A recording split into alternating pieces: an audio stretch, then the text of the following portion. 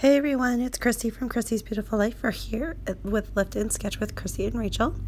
I'm playing along with the Paper Issues Fall Crop, and we are scrap lifting this fun layout from Kira Ness. I have to apologize if you can't already tell. I am just recovering from the flu, and so my voice is just not so great, but I really want to get this up, so please bear with me for this one video. Hopefully by the next time I do a voiceover, it'll all be back to normal. My goal here is to play with some 6x6 paper pads, like papers, just random papers. I have them all in a little drawer, and I wanted to pick out ones that kind of said baby, because this is going to be a baby layout. And I'm trying to pick out the softer ones, and I couldn't tell you where any of them came from because they're all just the random loose papers I have. Once I go through my paper, like my 6x6 pads, and I use them up enough that I'm happy with within its own collection, I kind of separate them into colors, and that is how I came up with this. I did want to use kind of a, like I said, a baby color scheme, but to kind of highlight the fact that this layout is going to be documenting the fact that this little baby is a boy. And so I'm trying to use colors that are going to kind of help me represent that without being too in your face, I guess, if that makes sense. And so I use that blue cloud one, that really nice red. It's like the red corally color. I really like that color. And the polka dot one, and then I also use the gray one, and I feel like that works well. And then I'm going to just kind of use these alphas as a template to help make sure that all of my letters are about the same size. That's the reason why I use that. And I am horrible at making like bubble letters, and so it was just easier for me to go ahead and do it this way. And I'm going to go ahead and do that with all of them. And you'll be proud of me, I did not do any hand stitching. I did go to my machine and I stitched around them with my machine stitching in white. I'm not sure how easily it will read on here because obviously this is a very kind of a light layout, and so it probably doesn't read too well on it. But my goal is just to get the alphas made out just like in the original layout, and then I am going to go ahead and find some colors with my I think these are my Kirataki, is that what they're called, watercolors. I received this beautiful, it was a beautiful gift that Sarah Scraps sent me because she had gotten a larger one with more color options, and she knew she wasn't going to use this one, so she sent them for me to play with. And I am still, not the best at mixed media. Definitely not one that I would say follow me if you want to know how to do mixed media correctly. But I'm going to go ahead and play and use them, and I gessoed my whole paper down, and then I just kind of played until I made the right color that I thought was going to work well enough. My blue one, so that one under the V that you see me making now, that was my experimenting one, and so it's kind of, when it dries, it's got some green and some blue, different colors to it. I really like it, actually. It looks neat. But then for the other three colors, I ended up just picking one color, sticking to that, and using that, so they don't have as much of a variety of color tones to them.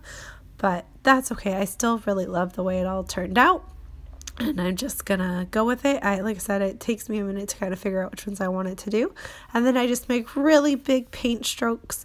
Again, just trying to follow this. I love this layout. I got to pick the scrap lift for today, or for this month, and I really have been wanting to do this one for quite a while.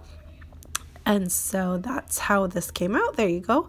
I also use some extra water to run it up and down.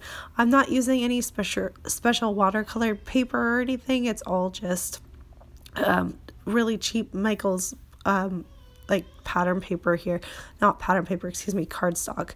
And so that's just kind of how it goes together. I pat it down. I like the kind of like cloudy look that it gives it. And I just do that with all of them, and I really, really love the way it turns out. And this is the big feature, and then of course I'll add my photo. I am thinking about starting it by using a photo. All of our kids have gotten these special stuffies as a baby. I got them before each one of them have been born. Jackson has a fox, Nora has a unicorn, and this new baby has a little bulldog, and it's super cute, and I love it, and I hope he loves it as much as my other two love theirs. And that's what I was thinking about originally using to scrap the photo. And then I try to change it up and decide that instead I'm going to make this into our family album, documenting when we found out that the baby was a boy. And so I'm going to switch it to the announcement photo I took of Jackson holding the little paper that we got, and Nora looking at it like, what is going on right now? Why am I sitting next to my brother? What is happening? And I really love the photo, so I'm going to switch it up. And then I am using a couple cut files that I just received from Daisy. She sent me a bunch of amazing cut files. Some of them are paper issues. Some of them are just random ones. And I am excited to play with them. There's a big pile that she sent me, along with a collection from Coco Daisy that is beautiful. And I can't wait to play with that too. So I'm sure you'll see that soon. So, all right, here you go. I am replacing everything down. This was not done in a day, obviously. I did a little bit, let it dry, kind of thought about what I wanted to do, came back and did some more, and that's what you're seeing here. But I am going to go ahead. I also had to be really careful because I did so much mixed media and I put so much gesso on this layout. Nothing stuck with my tape, even my good strong tape.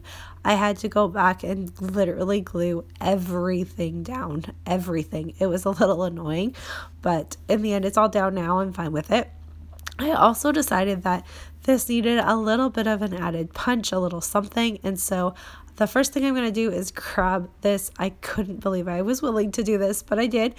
This Chamel piece, the back of it has all the coffee cups and teacups and everything, but the back of it has this really kind of cool gray pattern, and so I literally kind of just lightly trimmed around all of it so that none of the coffee cups got like ruined. So of course when I go to like stitch this down, it was pretty sketchy making it all fit correctly, but I make it work, and then I just do a little zigzag stitch up at the top with it. But I like the little added touch that it created, and it works really well. And then down the road, I'm going to decide that the bottom also needs something, and that will be the kind of finishing touch to it. And then it has a full border around it that way. And then for embellishments, I go through which I haven't touched in a long time. I was really proud of myself for going through these because I've kind of have been forgetting about them. But I have all of my embellishments sorted in little like bin things that are meant to hold like your photos. And I got it from Michael's, and I love the idea of it. It's a great embellishment like holder and storage place. But I've forgotten to go through them. So I went through them. I went through my gold one, my teal one, and my kind of like coffee brown kind of wood grain one, and pulled out some embellishments from there, and the baby one. So I pulled out a little crane from the baby one, a little banner that has some gold in it, along with a little gold tag thing so I can put that above the word boy. You can see that there. I'm going to put boy on top of that. And then a little tag and something that says yay, because we're excited that we're having a boy. We were surprised. We actually were expecting it to be a girl. So it was a bit of a surprise when we found out, but we're very pleased with what it is. We're very happy to have another boy in our family. I think it will be easier as they get older, actually.